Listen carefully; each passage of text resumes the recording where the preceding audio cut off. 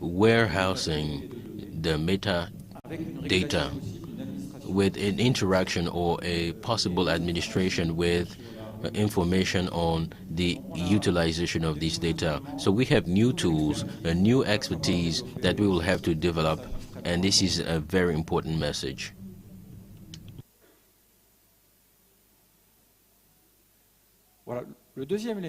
The second thing, or should I say the second message, is something that we already touched on, the diversification of sources, because we never have enough sources. But we showed, I think it was Pierre who was showing the vulnerability of the Congo Basin. If we can protect the sources, they can be the sites or the forestry sites. We do not cover all the different types of sources. We are talking about different dynamism. On the left side, you have a representation of the DINAFRAC.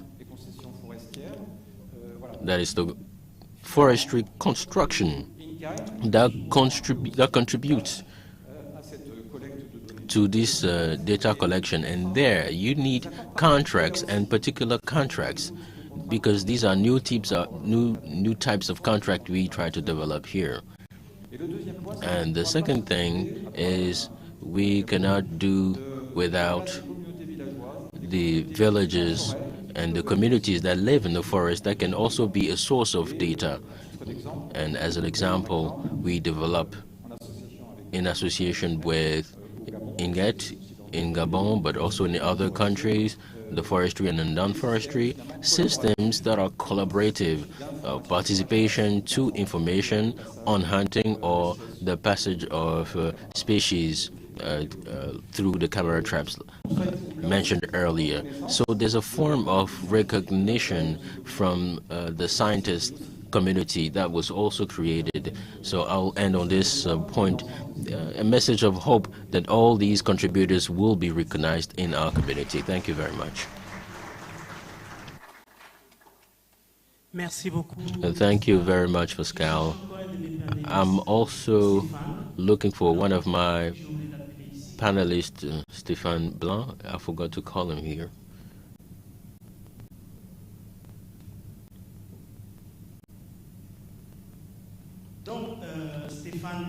Stéphane Blanc is director at the CNRS, the Institute of Environmental Ecology in CNRS. CNRS, you have the floor.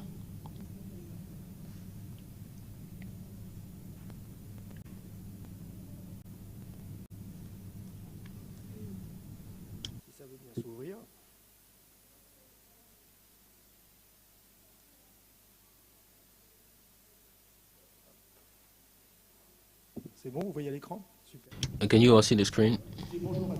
Hello, everyone. And today I'll talk on behalf of Jérôme Charles, who couldn't be here today.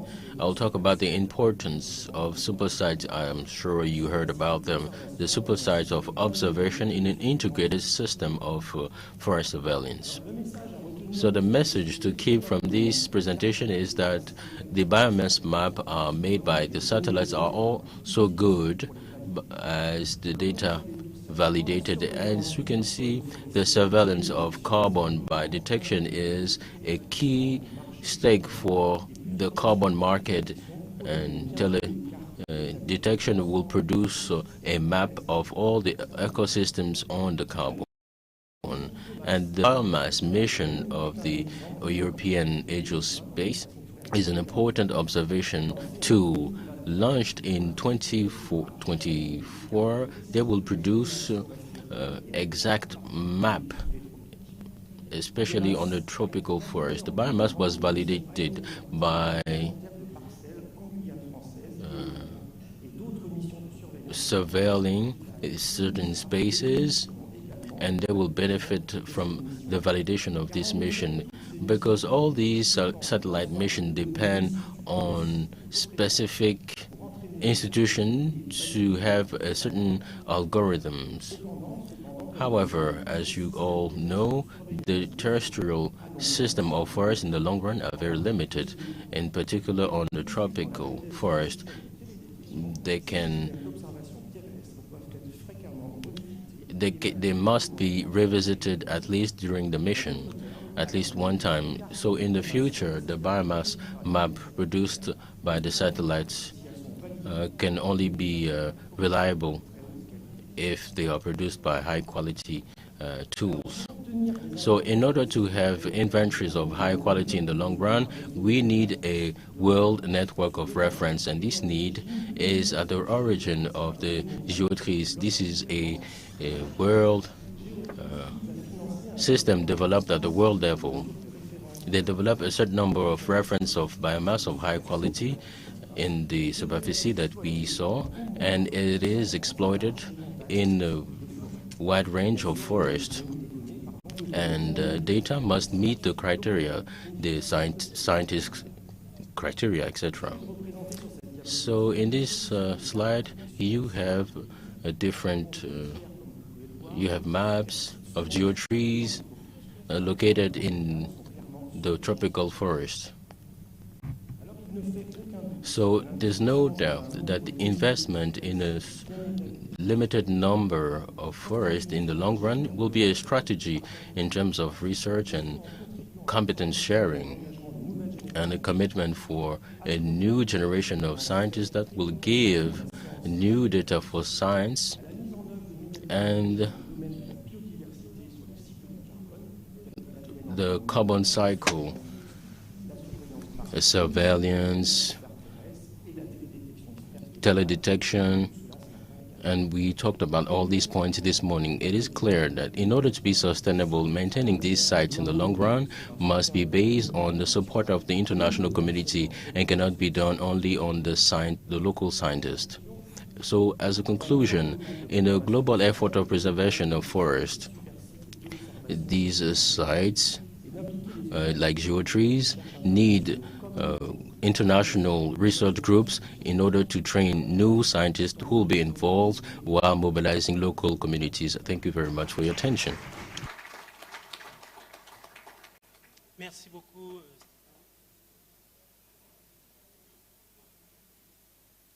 Nous allons passer la parole. Thank you very much. Now, let's give the floor to Dr. Mesha Ibam. He's the regional director of CEPHOR, which is located in Cameroon. He's going to tell us about their experience in terms of data management, but also in archiving data. You have the floor. Merci, Professor Sankey. Thank you very much, Professor Sankey.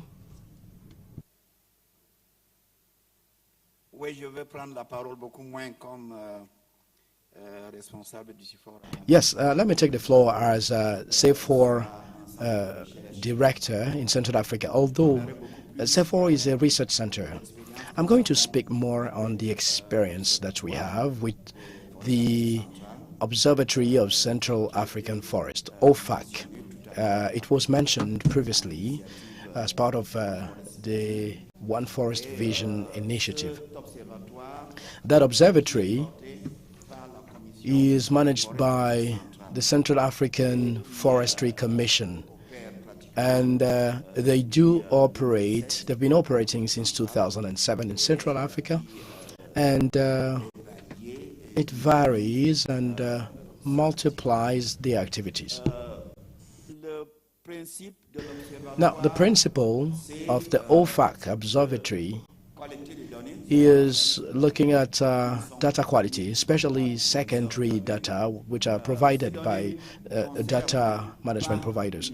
They do not just look at carbon-related data, but they are more on ecological data from Central African forests, but also the institutional framework, the institutional environment that looks at Central African forest management. We do have a tool in terms of data quality with geospatial data such as universities and other partners or the European Union Research Center, but also that in each country, together with forestry administrations and also civil society, they do collect data. So we harmonize them and we publish them. The purpose is to influence decision makers regarding forest management via science.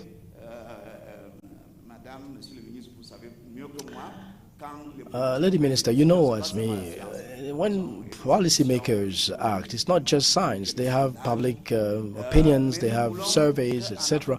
But we want Central Africa to take into account evidence from scientists, and that's what we want to make it available in terms of reliable information. So once we collect data, we harmonize them, we also have means and tools to publish them. Our publications can be reports combined by scientists, such as the state of forests, state of protected areas. We have hundreds of experts that contribute, and today we have San Lovis, for example. He contributed to the last forest, state of forest, and professor that I can see here. So we have about 150 scientists who are very interested in the Congo Basin study. So that is for the publication. In addition to that, on the website, we have a means to publish the information, but also to allow visitors or viewers to analyze according to their needs. We have also quick publications such as policy briefs. You were given this brochure of State of Forest in 2021, embedded with some figures in terms of forest management, not only in carbon stocks or just forest or log, but also on money received, the money that is received for the Congo Basin studies in terms of forest management, but also the rights of populations, how the forest management can have impacts on them. What I wanted to say is that it should also publish Congo Basin information, but also publish this information, but it should be an effort from each and everyone. You know, data is always debated whenever you publish it. But for us, as far as the Congo Basin stakeholders, we need to provide some efforts to introduce it to the world. Let me take the example of the Amazonian Basin, which has about 8 times fold publications compared to the basin, the Congo Basin. So there's still so much to do, and that's why we need to be together to share data, to make them reliable and credible. On that note, thank you very much.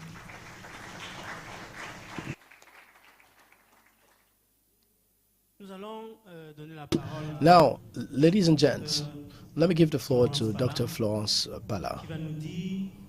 She is going to tell us how she coordinates all those activities in terms of data comparisons at OFAC. Can you share your experience with us, Dr. Pala? Thank you very much, Prof. Sankey. I would like to add to my predecessor, Dr. Eba, because we support the Central African Observatory, Forest Observatory. So it is a setup of technicians. It's an institutional and intergovernmental institution. As per all the previous presentations of the previous session, but also looking at the question that I raised, I would like to look at the point that makes a cross-cutting between the previous sessions in terms of governance, data governance. Now, OFAC is an institutional body, so we are compelled to validate data. In other words, data collection process is heavy, and it requires intervention of 11 countries. So we need to validate in order to add credibility, because data is collected through the support of administrations. We also have a data collection process that looks at private sector. We saw, for example, that all the data and maps were presented, and they require us to look at forest concessions. And on that note, the observatory, be it an institutional body, we are compelled to have collaboration protocols, and that's why I'm talking about governance, and also the link with the Forest Vision Initiative that already tells us about the platform. OFAC has developed, it has put in place a governance process, so it's a state of governance that gives data to who or who should have access, because countries have sensible aspects regarding data. The platform is quite accessible because we are within a process of open science. We are within a process that looks at accessibility to all targets, the public, for instance, but according to different areas and challenges. Let me take, for example, transhumans that looks at our basin as well. We are compelled to have collaborations so that the private sector or the general sector, for example, for the case of protected areas, we do have protocols with those world database, and it helps us to respond on all the different signing parties. The governance we put in place requires us to have all the stakeholders around the table, which the COMIFAC did in the beginning of the year. And a note was signed in order to put in place a consultation platform which embeds the initiative which is going to be launched. That is to put together all stakeholders around the same table, and also to put in place scientific committees that gather both the north, the south, and all the basins, and to be able on looking at the same challenges.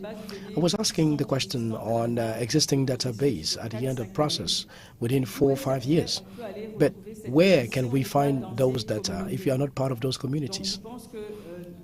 So I think the initiative, I mean future initiative, what OFAC has already started, which enhances what we do in the future. It comforts the fact that countries in the sub-region can contribute and also must benefit from all the entire community. If we collect data or if we produce decision-making information, it's important that coalitions doesn't just look at the same sector. The message that we want to convey is that data governance is quite important. I know that technical aspects were pretty much represented, but we want to contextualize what we have, what we do. Science, tools, yes, they are very interesting, but Minister insisted on training, and we have a major problem. The turnover of trained people to be able to sustain the current tool. So the message is that beyond future initiatives, together, let's find ways to sustain what already exists. I see my Makoku stations gave that example of initiative 5 years ago, and it was quite successful. But if we are not able to find ways and means to strengthen from what exists already, we will always start with new initiatives without taking into account the existing ones. That is my message. That will help in sustaining what already exists, and to know that at the regional level it's important to take into account the national level, countries, administrations, because decision support is only possible through those administrations. Thank you very much. Merci, chers collègues, pour vos interventions. Thank you very much, distinguished colleagues. We are running out of time. Quand nous préparions cette session, When we prepared nous avons this session, une idée. we had an idea. Nous nous sommes posé quelques questions. The idea was to ask ourselves a few questions, but unfortunately the time is running against us, and we will not unfortunately take any question. However, we will ask a question, not two, but one. One question to all panelists. We want them to tell us what they think about the following.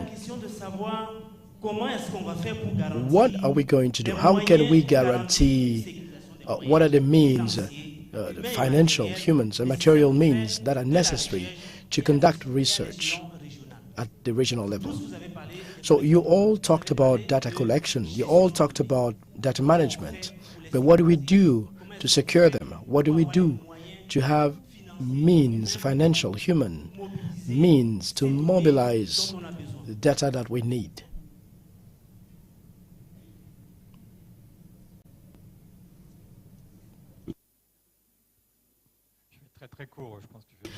Let me be short, very short. Well, I think securing means, be it financial, technical, institutional, or material means, well, they should take into account a diversity of institutional stakeholders and even communities. That's my take. Yes, in addition to that, and coherence within all different networks. Because as per my experience, we have a lot of research networks in Central Africa that have been created. Unfortunately, many didn't stay for long, and many are still being created. So the idea is that those networks, through the programs, can play the role to secure funds. And if those networks are solid, they may have a voice, such as COMIFAC. They can support in order to interact with the government, administrations, and to secure those funds. Not only for research, but long-term research at research station. Very happy to see our minister. Research stations really needs a dynamic spirit. Thank you very much. I think we need to convince. We need to convince populations on always monitoring, because we suffer a lot. We suffer from the project mentality. We want something to be done with results in 3 years, 4 years, and 5 years, but that is not the case. The world will still exist. The world will still be existing. We need some sustained solutions in terms of monitoring for the country and donors to accept that it is not something that can be done within the project cycle. It is rather an investment for the future, for us, for all, for the planet. And this is not a negotiable choice. We need to have a minimum success every day.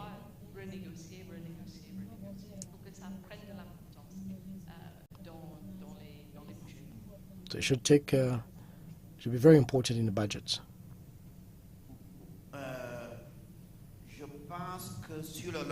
Well, I think in the long term, in order to secure funding, there's an English word which says mainstreaming. I think science logic should be embedded in development.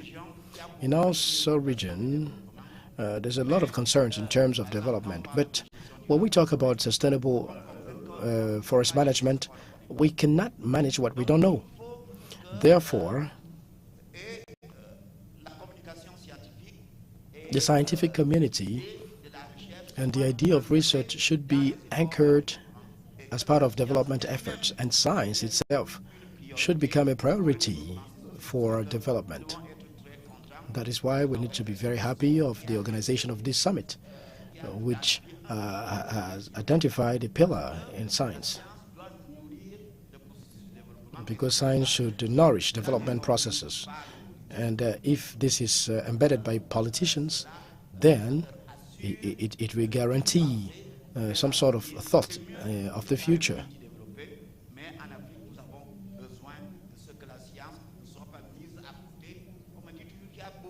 Because I'm being told there's a lot of research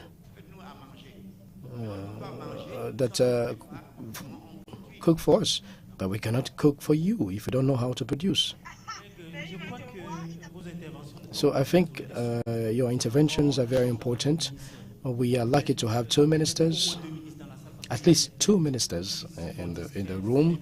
I know some other ministers want to be discreet, they don't want people to know, but at least we have two who are going to relay our message. They will be our mouthpiece at the decision level.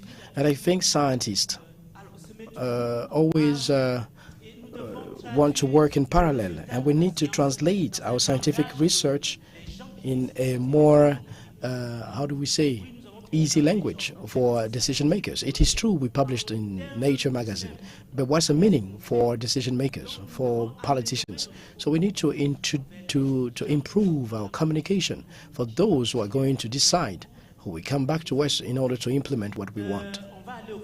Now let's move very fast. Before giving the floor to my colleague, Alain Bihan, we lost a very dear person. She passed away. She passed away during her work. We tragically lost Sylvie Bourlet, who worked a lot in Central Africa. We thought that would be an opportunity to show her our recognition because she worked a lot in Central Africa. Let me give the floor to my colleague. He was his closest colleague, her closest colleague, and he may share a few words before we move on to the next session. Thank you, Bonaventure. For those who have known Sylvie, you could see how determined she was. She was really dear to convince, and also to convince scientific partners, financial partners. She had a passion for the ground, and she was ready to sacrifice and to go and sleep in the forest. There we go. So we would like to recognize her memory. She also trained a lot of students that are here today who are renowned scientists and researchers, even decision makers in Central Africa. There we have. So this is the opportunity to give her recognition. Thank you so much.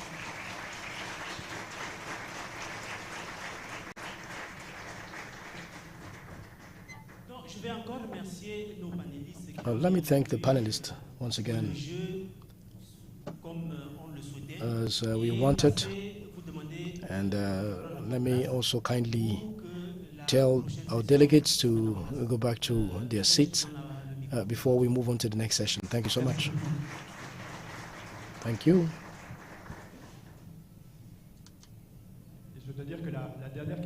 Let me say that the last question is quite a good introduction for the two new sessions. The first one we start today. The idea is to talk about researchers. We talked about how to fund, a scientist doesn't work alone, he works as a team, in networks. So the people we are going to invite will give testimony on how they organize those networks. And we will have two different categories of witnesses. The first one will be on researchers, but also training institutions.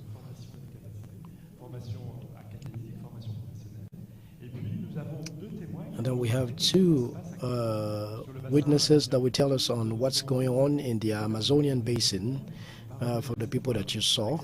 That will come back with a different title as part of the major Amazonian initiative.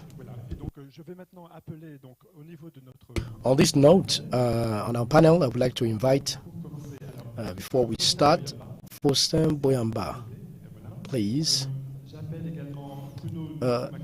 Bruno Kumakali. Ivan Sampaio. Emma Torres. Raphaël Chimanga.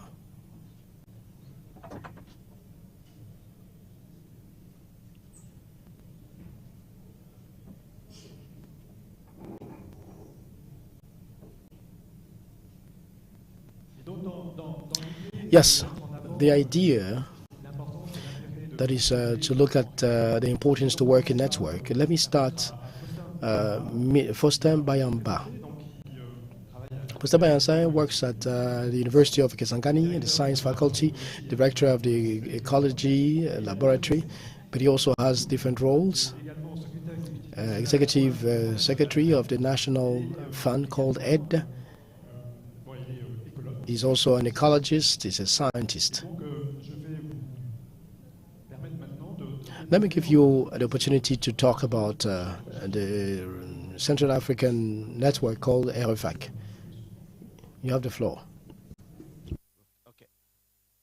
Merci beaucoup. Je suis Raphaël Chimanga. My name is Raphael Chimanga.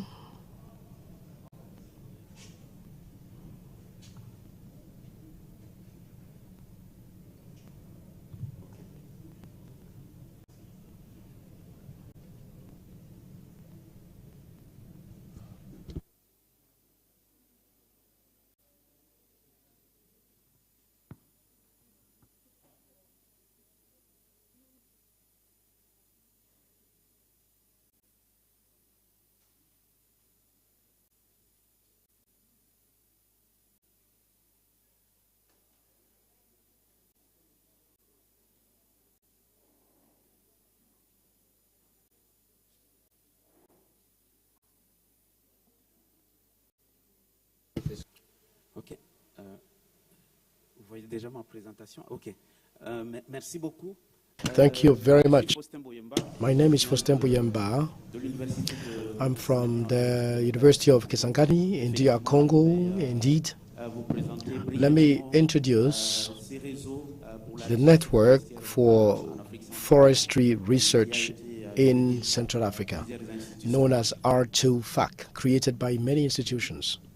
Alors comme ça a été évoqué déjà sur Okay, well, so much has been done and said in the previous sessions, but there's a lot of initiatives, research initiatives that are being done on the ground in Central African region. nous avons suivi plusieurs initiatives de recherche. We looked at many research initiatives that were introduced, but on this note, Cette initiative I would like to come back on that INAFAC initiative, DINAFAC rather. active en fait au It is active at de la région et at the regional level. It's made up of permanent plots and areas, and it also has the issue related to coverage and representations at the Congo Basin region for us to generate data.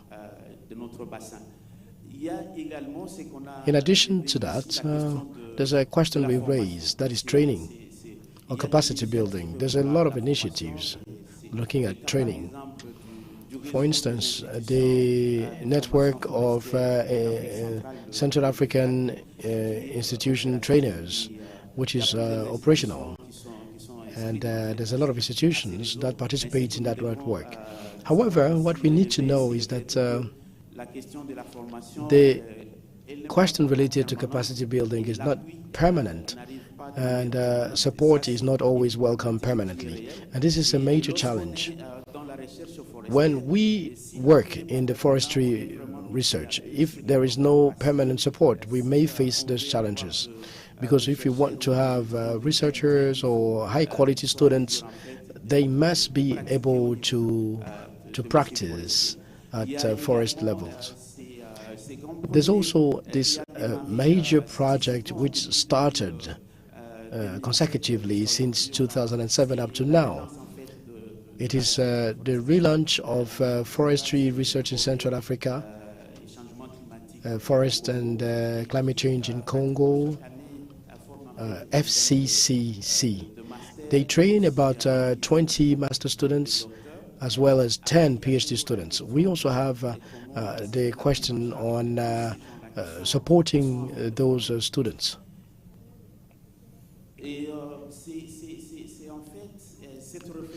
So this reflection regarding all those questions, and also questions that were raised in the previous sessions, notably on data sharing and data coordination. So this R2FAC in Central Africa was created in 2019. That was February 2019.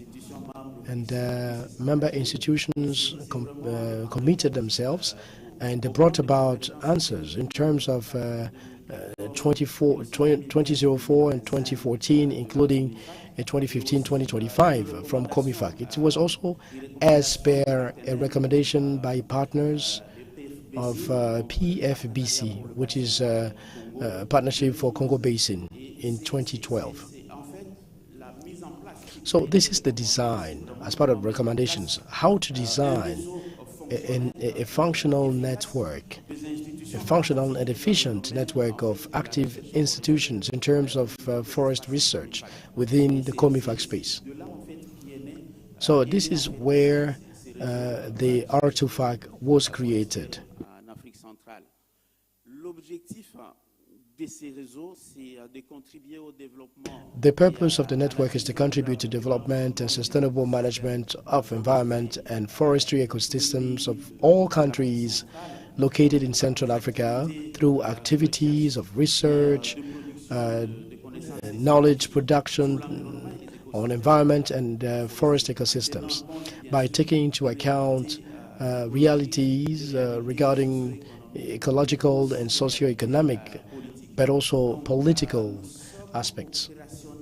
So we've been operating as an intervention area.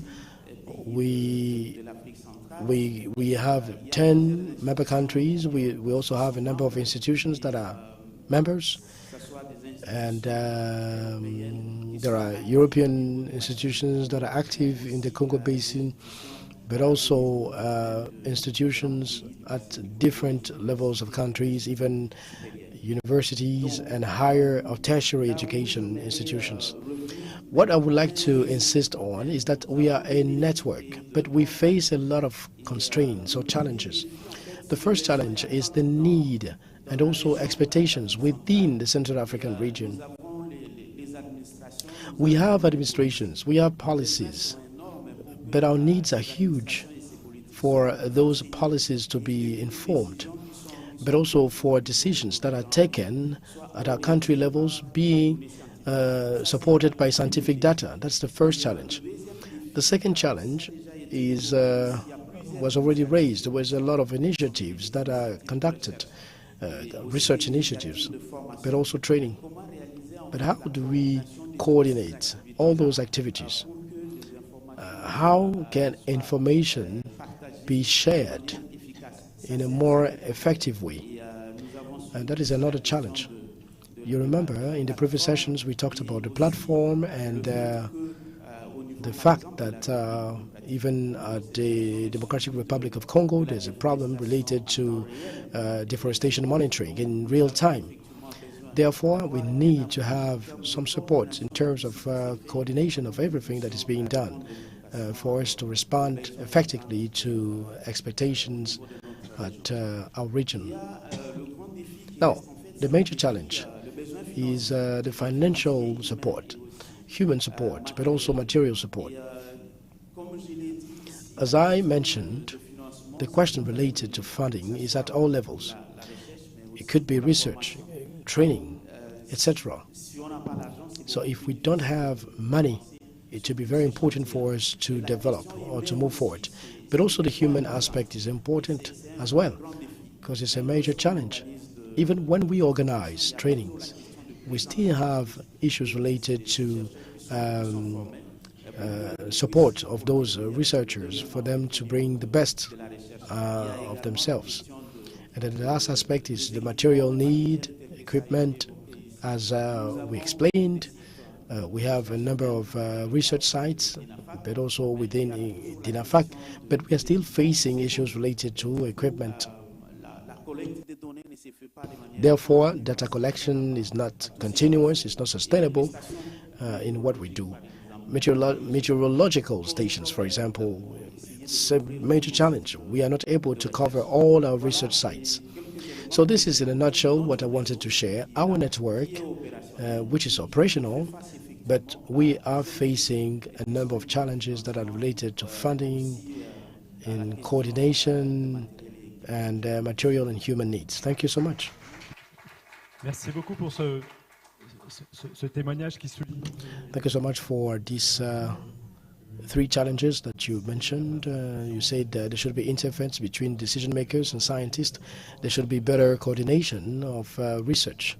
And we know we need research to train future scientists. But also the question related to resources, human resources, material and financial ones, which is a major stake. And of course, the issue related to sustainability. And why not the idea to facilitate access to the ground, mobility? You recalled us that there are less networks that were already functional and that needed to be consolidated. You told us about R2FAC and DINAFAC, which is an initiative that involves a public-private partnership. Thank you so much. Thank you so much. So let me give the floor to Bruno Kumakali. Bruno is managing NF, which is the National Forestry School. Is going to give us an account on a different network. It's called REFEAC. It's the network of forestry and environmental training schools in Central Africa.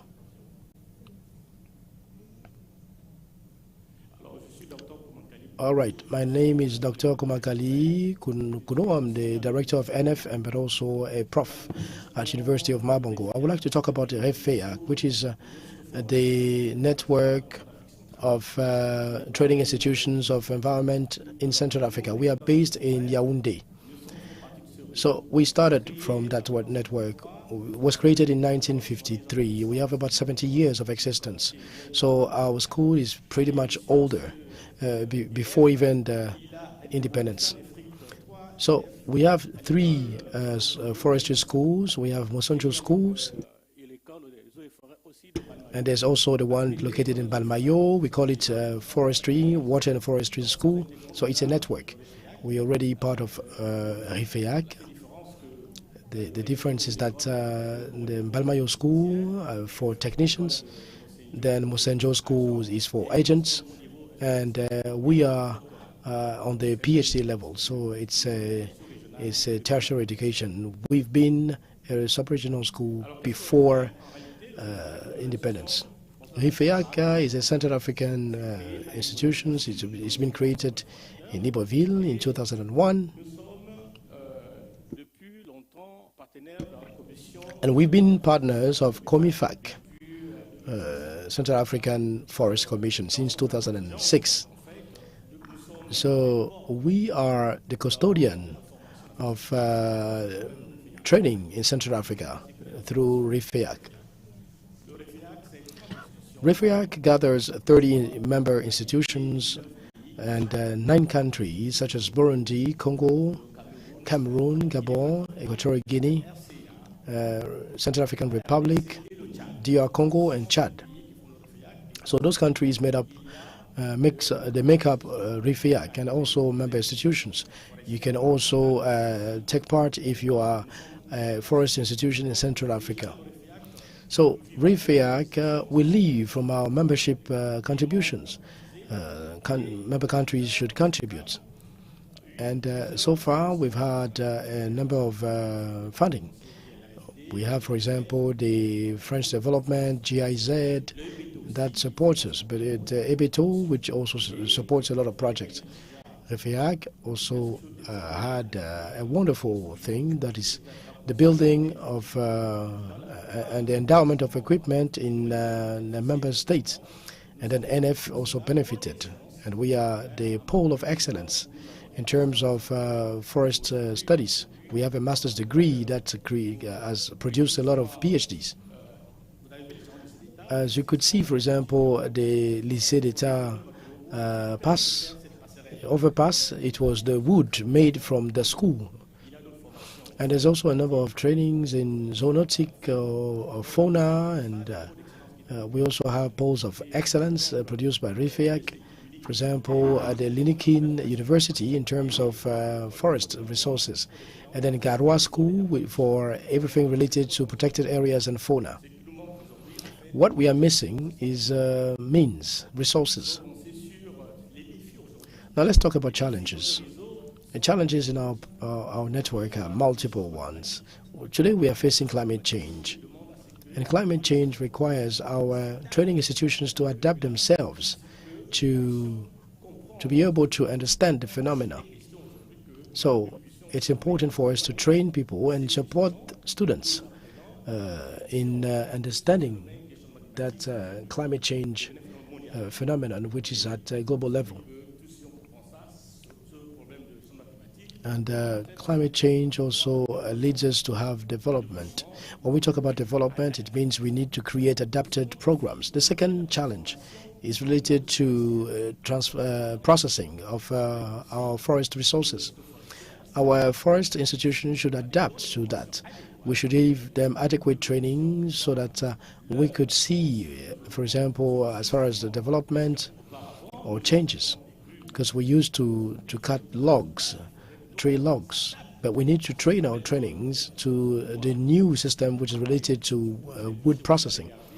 I invite you to visit what is being done at every institution levels. So we may need maybe some support, material support, and tools to do so. Another challenge, which is ours in Central Africa, is traceability. Today, with what we have at RIFEAC, we're trying to adapt training to see how those institutions we can take up monitoring and wood logging. Because I have major issues on that. For example, in my school, NF, we have a master's degree on that, on traceability and forestry management. So CRESA is also a member of our institution. And then we also have an issue related to means, and we leave from our membership. As I told you, we have about 30 members. Memberships are about $1,500 US, but we count on our partners, AFD and GIZ, and also ABT that funds a lot. So I'm inviting you, of course, in funding that network, which is fully functional, and that has about 30 institution members, member institutions, and others want to join to increase the network. And in Cameroon, for example, our network has already renewed the PCA, and we are renewing the coordination, RIFEAC. And I'm speaking because I'm an elected member of the board of that network. There is one for each country, a total of 9. Ladies and gentlemen, this is my presentation on RIFEAC, and I count on you for the network to extend and receive more funding to be fully functional. Every year we have about 10 meetings that are organized.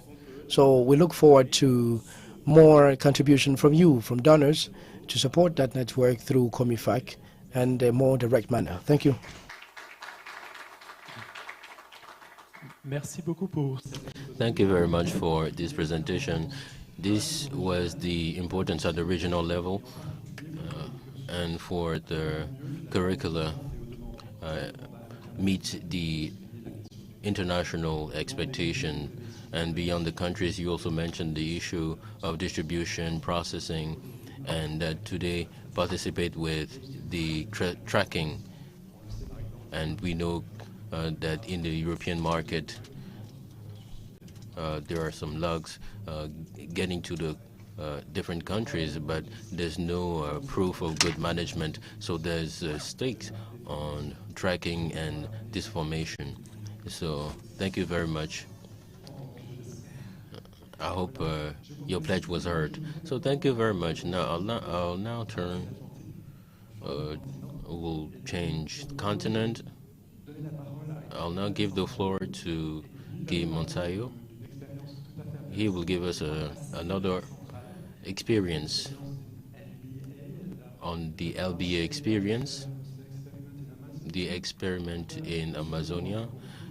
From what we understood, there was an opportunity to federate a great number of scientist disciplines with the stakes of making a network work all together. So now I propose you to listen to it in just a few minutes, and we will have a return of experience. Thank you very much.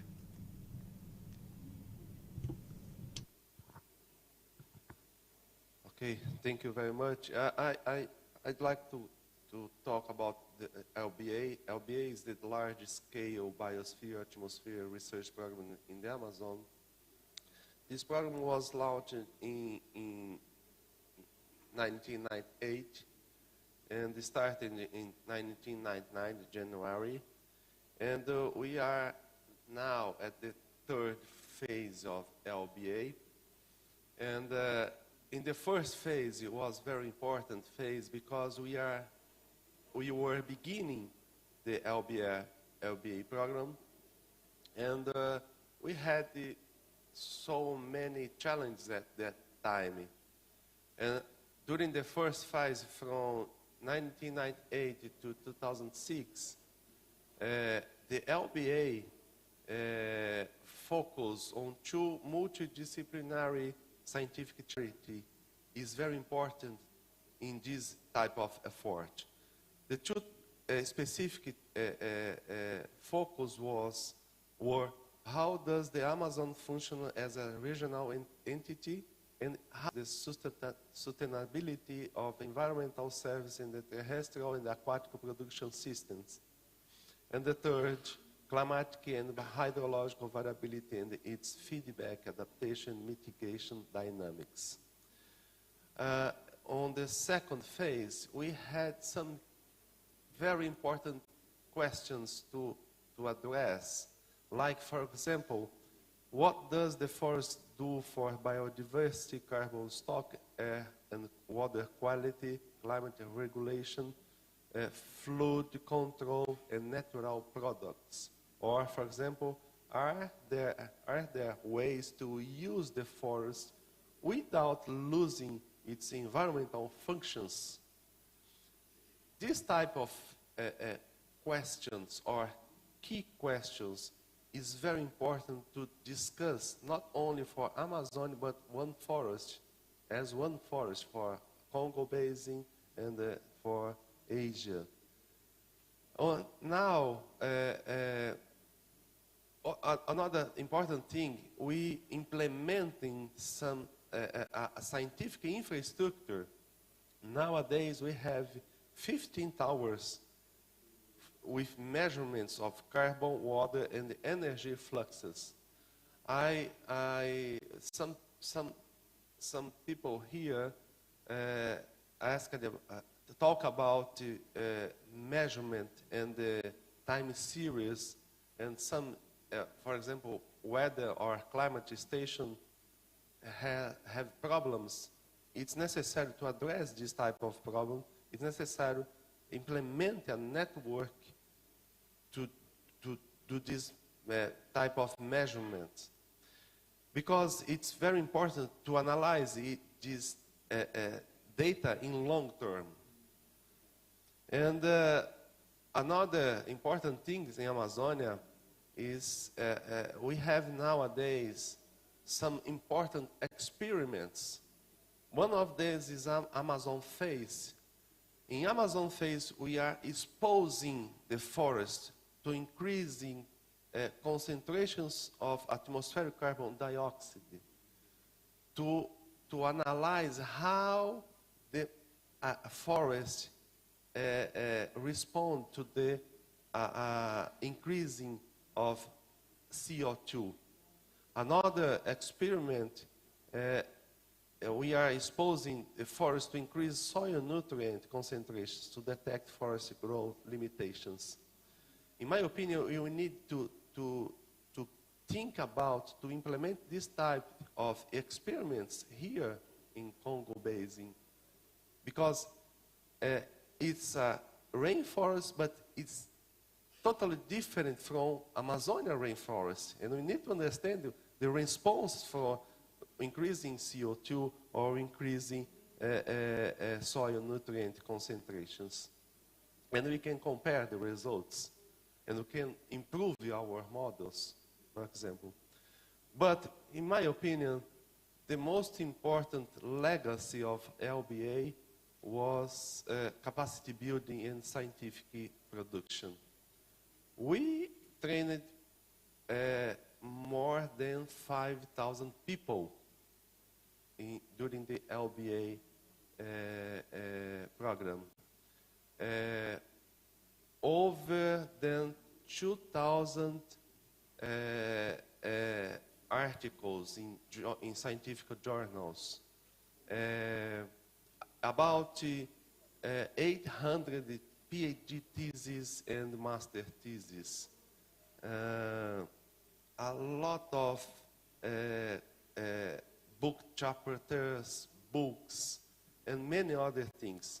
And in my opinion, we need to put focus in capacity building in this program here. It's very important to capacity building and scientific production. And now we are beginning the new phase of LBA from this year to 2030. And the main focus is produce and disseminate integrated knowledge on environmental, economic, and social capitals to support the planning of actions focused on sustainable development. We need to analyze not only the environment, but we need to analyze better economic and social issues about how to monitoring, about the forest and the functioning of the forest. But in my opinion, to finish, we need to work together as one forest, not Amazon and Congo Basin, but we need together as one forest. We need to try to implement, for example,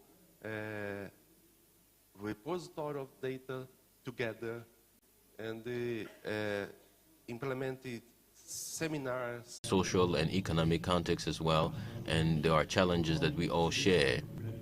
And as you said it rightly, we need to use them while protecting different values, and this is the same challenge that we all share. And it's so important, it's so significant, because you trained close to 100 people, and this is going to be so important for the future. So thank you very much. And I'll now give the floor to our colleague Emma Torres, who sorry.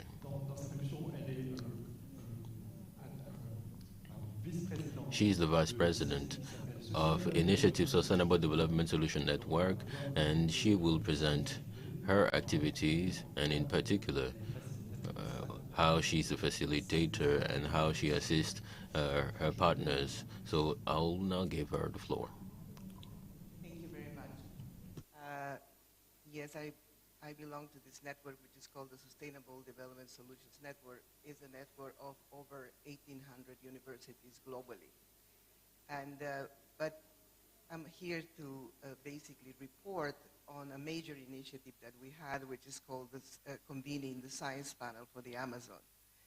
And we benefited tremendously, obviously, of the tremendous legacy that LBA had and the scientists that are working in the region.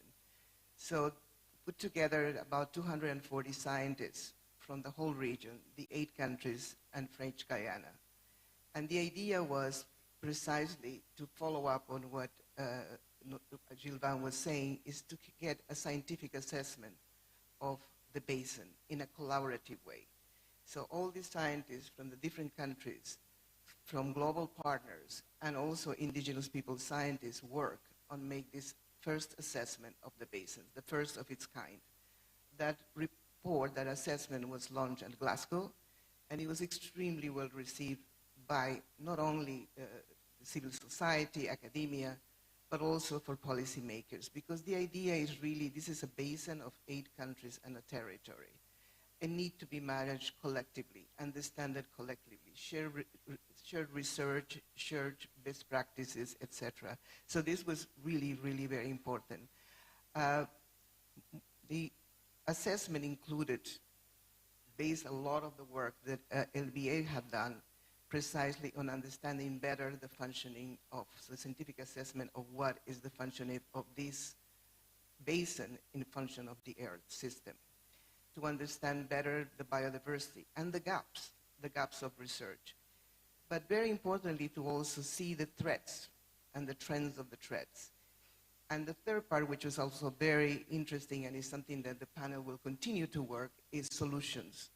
And very much what Gilvan was saying in terms of the trends, the economic, and how you can preserve the forest standing, the rivers flowing, but still generate sustainable development for the populations. Not, it's for the 40 million people that live in the Amazon, in cities, to start discussing what is a sustainable city in the Amazon, what is a sustainable infrastructure in the Amazon, how you can deliver education in the Amazon, and health.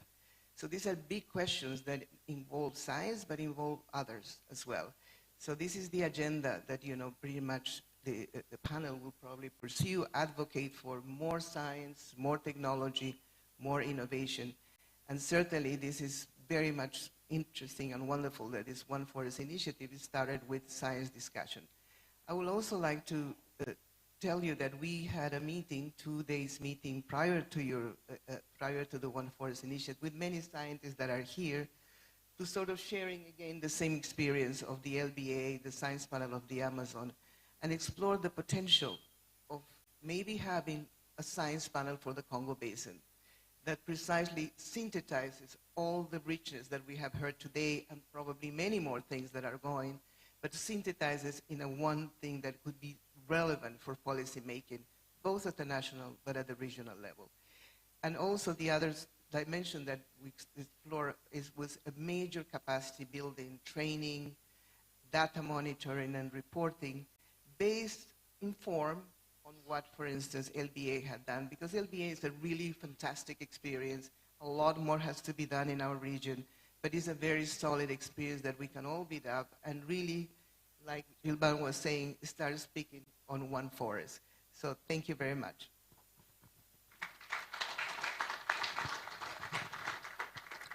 Merci beaucoup. Thank you, Emma.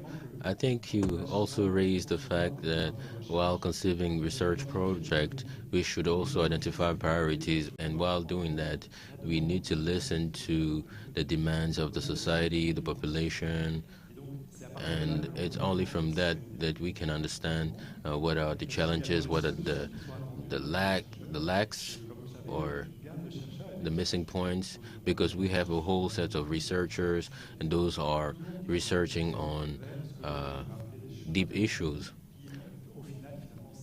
But at the end of the day, we are all researching for ideals that are more useful to countries, to some countries, and less useful to other countries.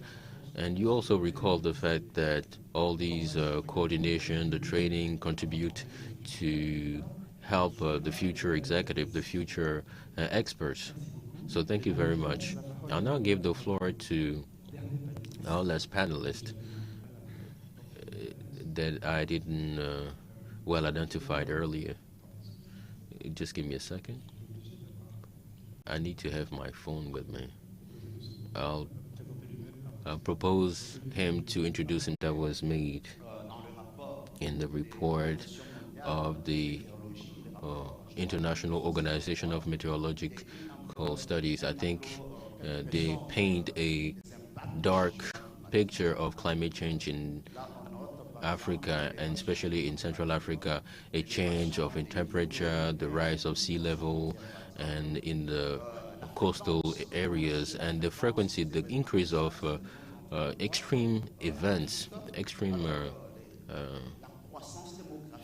the demography with the change of the occupation of soil, the change of production system with problems of food insecurity.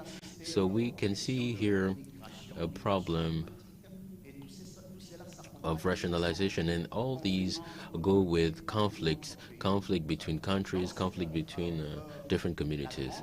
So the great question we need to ask is, what is our capacity to deal with all these challenges in terms of available data, and in terms of updated knowledge, and in terms of technical resources, ecological or financial resources, and in terms of human and expertise resources. These are the main issues that fuel the brainstorming at the regional level in ECAS since 2010.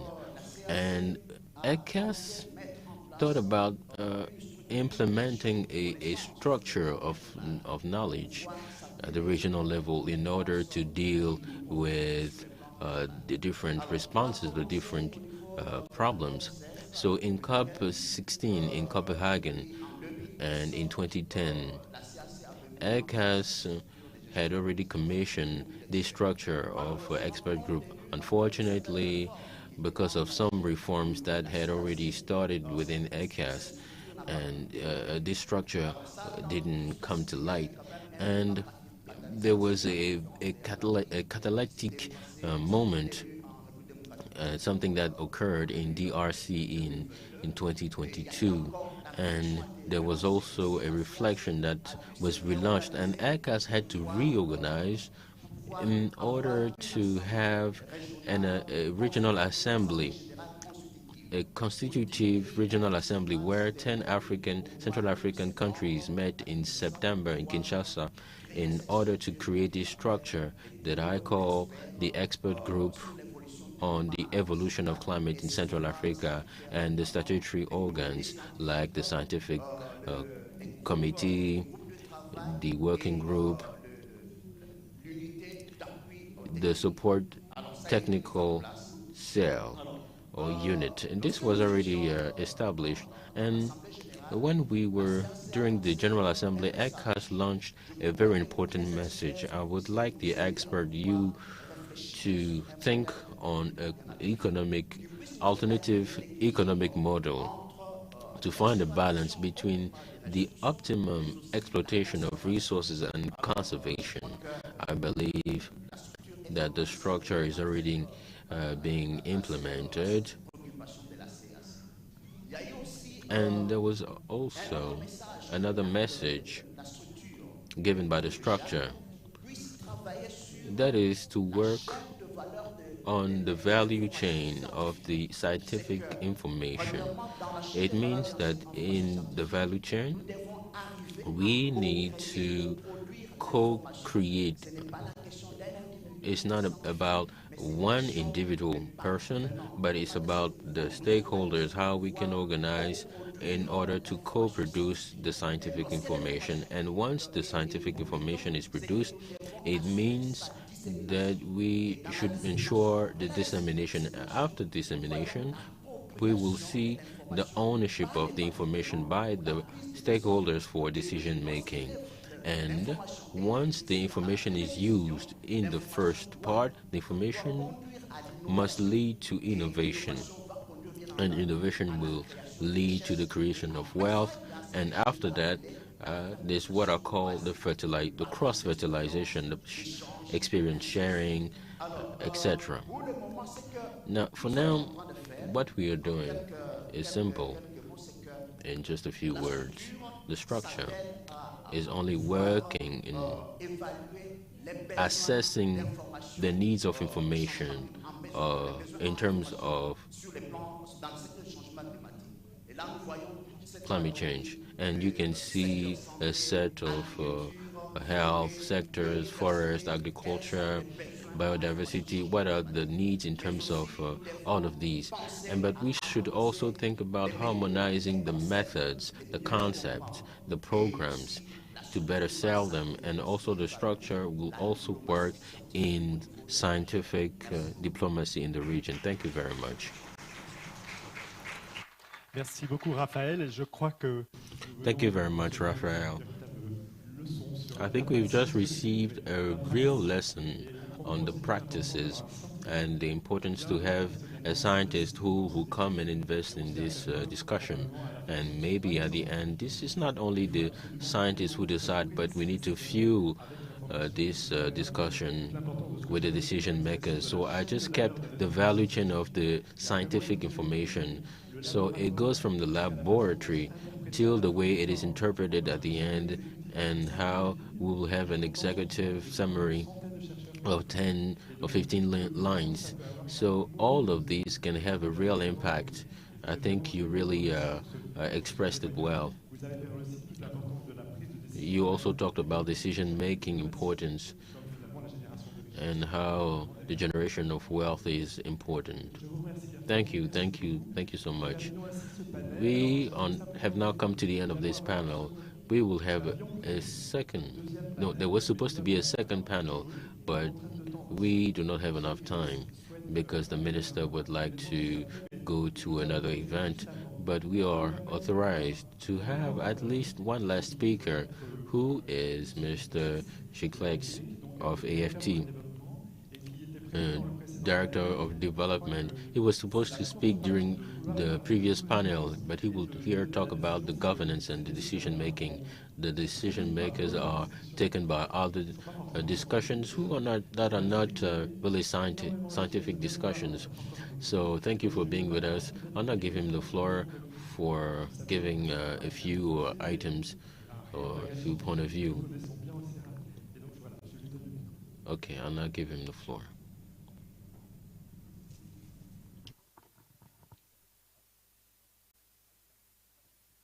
Merci, Thank you, Jean-François.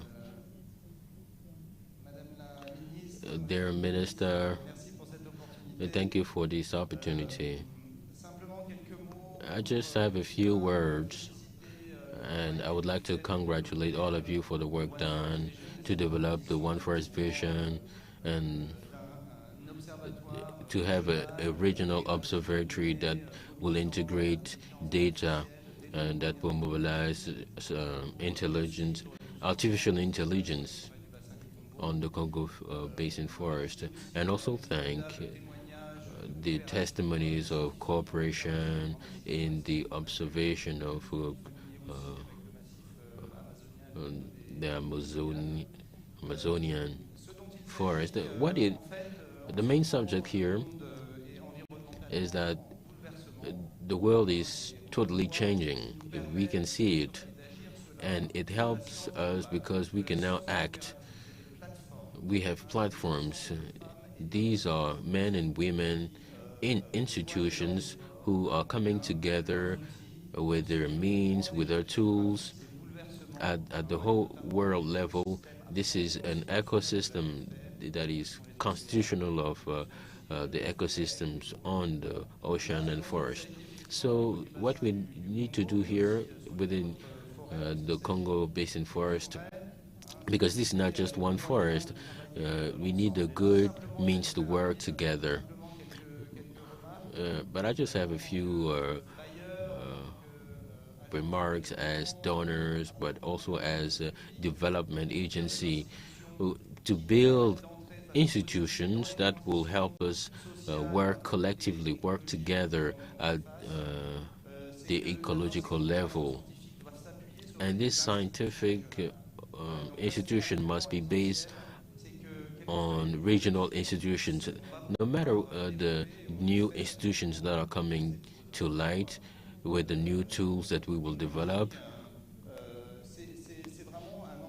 this is an institutional and regional footprint that we will have, and I'm focusing here on the Congo Basin. I think we have COMIFAC, OFAC, a certain number of institutions that are already there. The only thing we need to do is to deepen the new initiatives with these institutions, and then the women, men, institution do not work alone, they work all together. And then AFD donors, AFD and also other partners, and I'm also thinking about the other European partners that are here with you to build the solid institution capable of meeting the demands and follow what's going on concretely in the Congo Basin Forest for the 20 next years. And the second thing is the management. It's very, very fundamental. The third thing, even though we have the artificial intelligence from satellite data, the verification and the work on the ground is so important, because if we want to act, we need culture, we need cultural aspect, we need policy, we need the indigenous people. That's the reality of the forest. We need all these aspects to be taken into account. And in this regional cooperation, we just need to put our instruments, our tools together to ensure that the work is well done. So the means or the strategies, we are there to assist the African partners. We are supporting the cooperation, the regional cooperation institution, the regional organization, and trying to help develop economic it's not just about take a center stage. We need to look at the needs. We need to look at the public money to the best possible ways. And we are also here to encourage donors of follow-up actions, of course, in Amazonia, but we need to share the produced data, because sometimes data are not available to everyone. And how to solve it? We launched an initiative called Data for Nature in French, and there's a counterpart. Doctors will be requested to share data in such a way that this could be uploaded for the common goods. So this initiative started last year with many of our partners in the Congo Basin, and they accepted this clause to share data. And here you have thousands and thousands of impact of studies, of productivity, etc., that will be useful in order to meet this important issue of where we will find the right balance between the use and the management methods on very complicated scientific data. So thank you on behalf of AFD and all the partners who put this event all together, and also the African partners of the region of the Congo Basin Forest. Thank you for this opportunity, and we only wish the regional cooperation to continue this way. Thank you very much. Merci beaucoup, Gilles. Et je peux témoigner que I can attest that the AFD is a financial partner who has a real interest in research, and it's only one of their missions.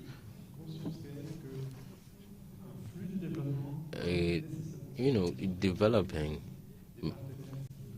must be done with the partners, and they assist with the decision making. So thank you very much. I'll now end the session, but also allow the ministers to do the closing ceremony.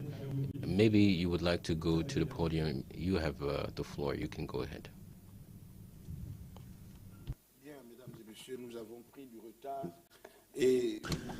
Ladies and gents, we've been a little bit late, and I heard a lot of people are being expected at the President's office by 5 p.m.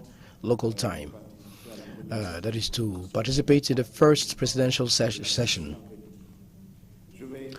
On that note, let me not waste further time, but let me just speak a word on governance, because the panel was made up of governance in partnership and scientific cooperation, including training.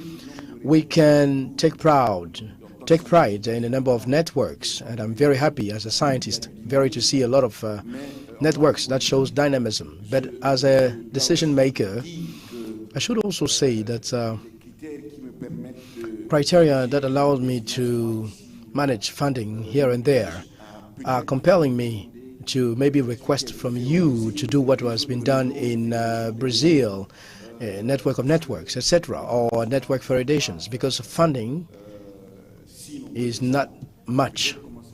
And maybe why not thinking about the framework of that federation of networks on possibilities in terms of regrouping, in terms of competence in networks of research, data collection networks, etc., but also in terms of territories or sub-regional networks, or why not continental networks.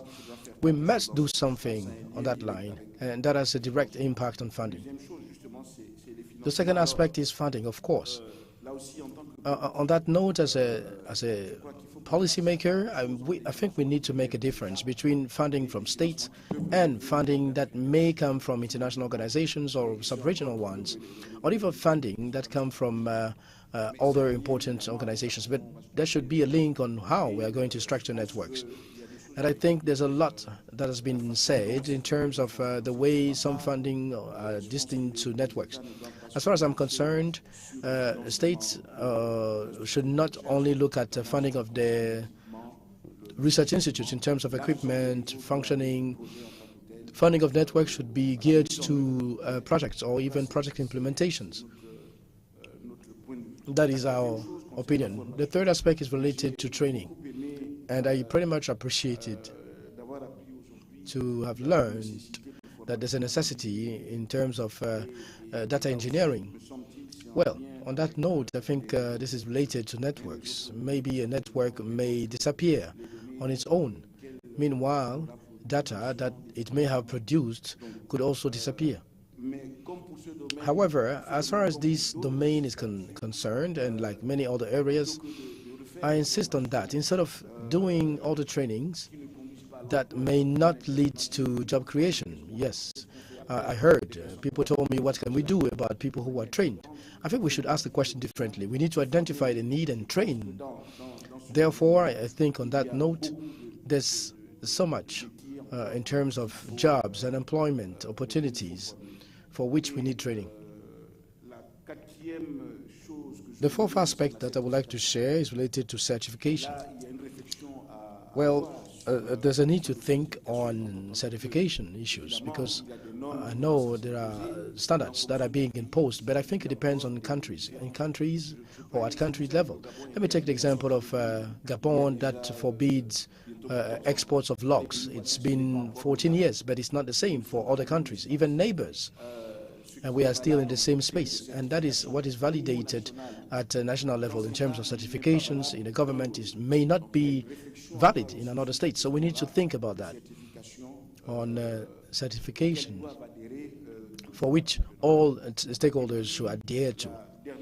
The last aspect on what I would like to share a word is the work in terms of feedback to our populations.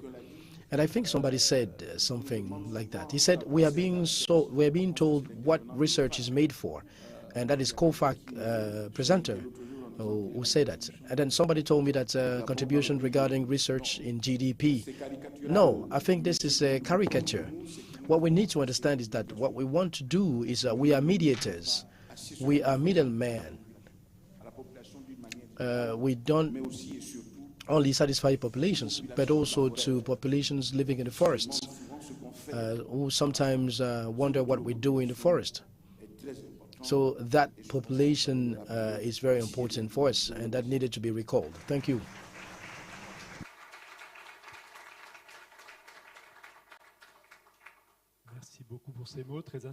Thank you very much for this inspiring speech. Thank you so much for this session. Thank you, and apologies for the overtime.